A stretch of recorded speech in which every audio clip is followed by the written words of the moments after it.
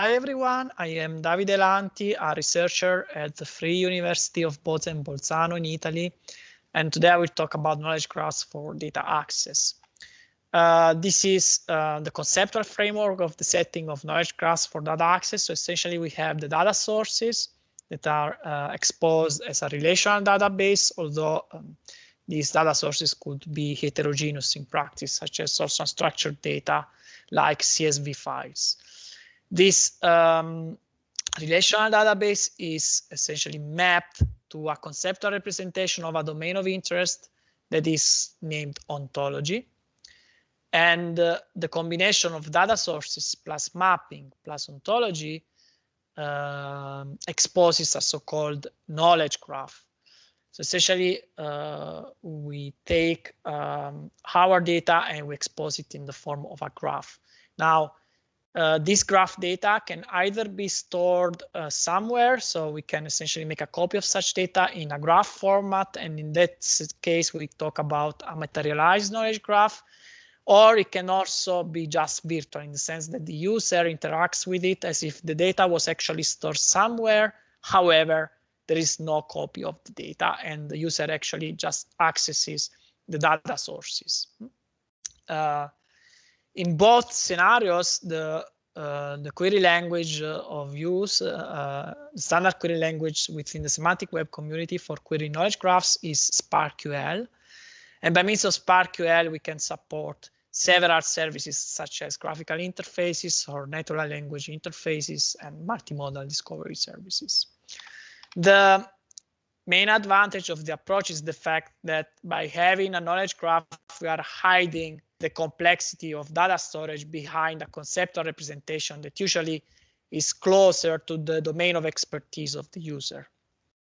The virtual knowledge graph system that we are using within the inode project is on top. That is a solid state-of-the-art VKG system that is compliant with all the relevant semantic web standards, so of course relevant within the context of knowledge graphs, and supports also all major relational databases, and it is open source. Now, on top has a solid developers community made of both institutions and also enterprises. And what we will see today is quickly how we can query an ontology, actually OncoMX with Protégé plus on top, and also how to set up a SparkQL endpoint, and then you can query by means of your own application. For this very first demo, we will need the bundle of Protégé, and also there is a full tutorial available at this link. Now let's go directly to the demo. So essentially, Protégé is essentially this application here. And within Protégé, we can display what are the classes that are present in our ontology. So for instance, here we can see that a chromosome is a superclass of a human chromosome. Okay, so every human chromosome is also a chromosome. This is, of course, the OncoMX ontology, by the way.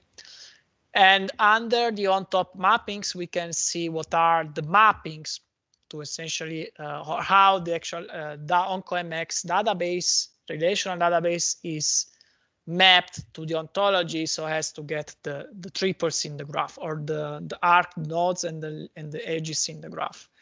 So with reference to this very first mapping, so this mapping has two components. One is the target that specifies how to build the knowledge graph, and the other one is the source SQL query, which is just a SQL query over the relational database.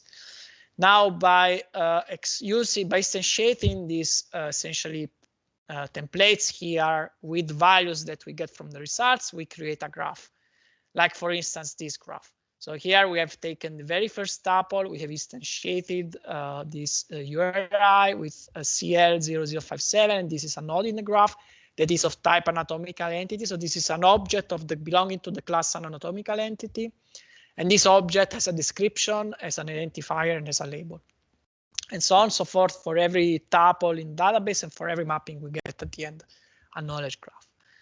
We can query such knowledge graph from within Protégé. So for instance, this query asks for what are the biomarkers for breast cancers. And we have seen before earlier today in the tutorial that essentially EGFR is one of such biomarkers. Also, we have another query, for instance, what are the healthy tissues where the human EGFR gene is expressed? And here we will see tissues that are proper of breast. We expect because, so for instance, this epithelium of mammary gland is one such tissue, but also, for instance, nipple. Okay, this is also another tissue where the expression of this EGFR gene is high, and essentially what happens when you have breast cancer is that this expression gets decreased, and this is why this gene is a biomarker for breast cancer. Now, briefly, let's move on how to set up a SparkQL endpoint. There are many ways. The one that we'll see today is by using the command line interface, and you can also have a more detailed tutorial at this link. Now, the demo here is essentially, so this is a command line interface. So essentially, we need to provide a command line command that is on top endpoint. It takes 3 arguments that are the ontology, the mappings, and the connection parameters to the database. Then there is an optional, there are optional arguments, and this one essentially specifies some default queries. We will come to this later. So for instance, I can select this query. I can go to my shell. Okay, here I have already loaded the endpoint, SparkQL endpoint, so I can issue essentially HTTP queries to it through the SparkQL protocol. So for instance, I can send this post request to it. This is the very first query that we saw also in the Protégé tool. And what we get is a JSON answer where we see the binding. So the name is a literal and there's a value ACT3RB. And then we have the description, and the description is the qualitative site, utilities, etc., etc., etc. When we set up an endpoint, we also get for free, let's say, another graphical user interface under this localhost 880, where I deployed my endpoint. And this AOC demo queries is essentially these 4 parameters that I had provided here when I did launch the endpoint. So for instance, here I can run again the very first query of our tutorial. So here, these are the answer. I can also run the second query and I get my results as we did for Protégé. For more details, on all of this, I give you a few references. So for few tutorials, you can refer to the OnTop webpage. You can find many other information there. There's also a small tutorial over the BGE datasets, so still over the domain of biomarkers and on gene expressions. And a tutorial at the KG conference is also available. And here I've also provided you with a couple of pair of relevant scientific publications about OnTop. I thank you all for your attention.